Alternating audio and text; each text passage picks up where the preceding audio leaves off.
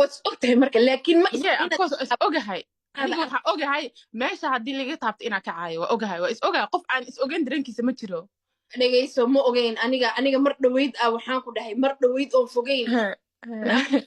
aban aniga dhan dareemay ba meesha ka kacay because intii hore ma taqaanaa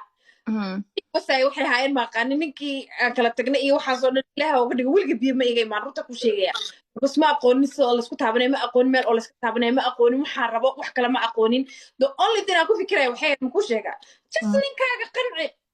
aniga is qanci ma igu soo dhici jirin ba inta ilaa iyo maalmaha kamida aan aaday kush aan ku sheegay kush waxa la dhahaa meel oo أنا واحد لو كش كسر أساقر.